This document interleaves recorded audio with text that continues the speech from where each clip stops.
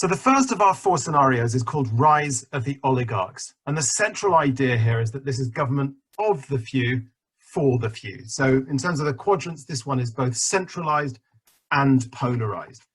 And in this scenario, some of the kind of key words are that it's inequitable. This isn't a fair scenario. It's illiberal. It's quite repressive. It's corrupt and opaque. And above all, it's ineffective. This isn't driving a sort of effective response to any of the three layers of crisis that David just described. Instead, what you have is, among the few, you have these kind of elites spanning across government and business and the media and so on, and really conjoined in patronage networks, looking out for each other in ways that ordinary people aren't able to see. And then on the other side, you have the many, all the rest of us, and people are kind of scared about what's happening in this scenario, but they're also angry and compliant. So it's those three things at once. And so what you get as a result of that fear, anger, and compliance is a mixture of apathy, but also lots of conspiracy theories and a lot of unpleasant racism and xenophobia. This is a scenario where there's a lot of othering going on. It's also a scenario where there's a lot of inequality. It's a scenario where civil society is quite browbeaten and harassed. The kind of space for civic action is steadily closed down in this quite repressive story. And communities are under real pressure. Lastly, it's worth saying that regional disparities really increase in this scenario. Some communities are kind of connected to these networks of power, and they're able to secure some of the spoils to distribute locally. But where communities aren't connected to those centers of power, they're kind of just left behind and ignored. So that's Rise of the Oligarchs, first of all. The second one of our scenarios, and this one is the one that's centralized again, but collective, where Rise of the Oligarchs is polarized, is called Big Mother. And that's obviously a play on the idea in 1984 of Big Brother. So here you have a big state, but it's here to help. It's benign, its intentions are good, but it's not always the most effective. Sometimes it can be flat-footed. Now, one of the things that's really defining in this scenario is that expectations of the state among citizens skyrocket. People look to the state to sort out a vaccine for COVID-19, to get us a job, to assure our futures, and so forth. And the state is very happy to fan these expectations and create them. I mean, it's happy for people to be looking to it to take a lead on all of these areas. And one of the consequences of that is that other people who could be part of the solution get elbowed aside. There isn't a big role for civil society here. And because people are looking to the state to solve problems, one of the effects is that volunteering declines quite precipitously. Lots of charities go insolvent in this scenario. And really the key uncertainty in Big Mother is, does the state manage to come up with right answers, or does it come up with more wrong answers? Because when it's the latter, when the state is creating all of these expectations and not managing to meet them, then anger really surges.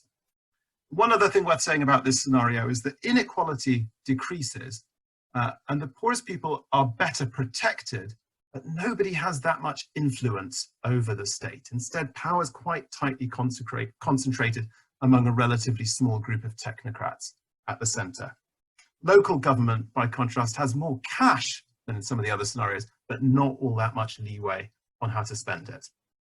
So that's Big Mother, the second scenario. The third one is a scenario called Fragile Resilient. And to go back to the quadrants, this is the one that is distributed, it's widely distributed, but also quite heavily polarized. And you see here the interplay of some things that are really fragile, but then a lot of resilience at community and local level.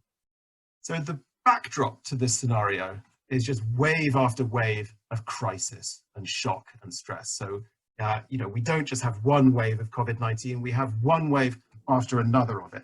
And meanwhile, there's all sorts of other consequences of consequences that are unfolding as a result across those three layers of crisis that David talked about. So for example, there's a food crash, there's an energy crash, there's a climate crash, there's a financial crash, a trade crash. It's a bit like the closing stages of a game of Tetris where the blocks are coming at you faster and faster, and there's just no way to keep up with all of these things flying at you until it all falls apart. And that's really what's happening in this scenario. At the national level, it looks like there's more going on than there actually is. There's a lot of politics as theatre, politics as soap opera, lots for the media to talk about and for people to take sides about. But the reality is that the government doesn't have that much capacity to solve any of this. It's more kind of theatre than reality. Where the action is really happening, by contrast, is at the grassroots, where there's tremendous surges of innovation as communities are in effect left to fend for themselves. But it's not transformational innovation. It's innovation in order to cope, just to kind of stay afloat. And those communities that have assets, that have the capacity to organize, are able to float better. But those scenarios, those communities that don't have assets find themselves faring much worse. It's also a scenario where organized crime is really in the ascendant and society as a whole gets a lot poorer. So that's the third scenario, fragile, resilient. And then fourth and finally, we have a scenario called winning ugly. And this is the one that's both distributed, but also collective rather than polarized. And this is a scenario, it's a winning scenario. It's a scenario where we get a lot right.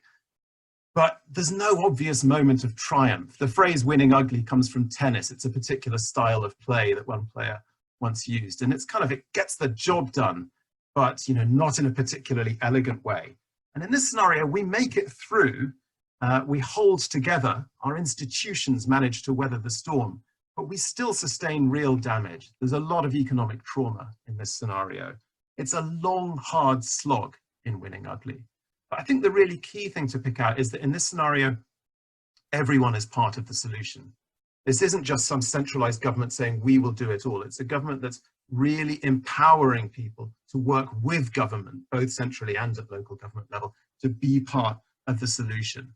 And it's also a scenario in which there's a lot of emphasis on things like learning from our mistakes, innovating, really focusing on function rather than form. We're less worried about, drawing the perfect organogram and just what's it going to take to get the job done. I think there's a really interesting thing for me in this scenario about what it takes to kind of ensure that coherence, to ensure that that very distributed strategy does result in something that's more than the sum of its parts.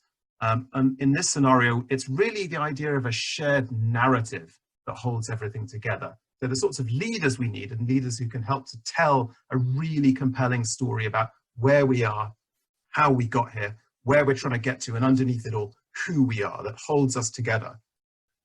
And then I think one of the other consequences of this scenario is it creates the kind of bandwidth that we need to solve other big shared challenges, things like climate change or the tremendous economic consequences that are kicking in all the way through this scenario and so forth.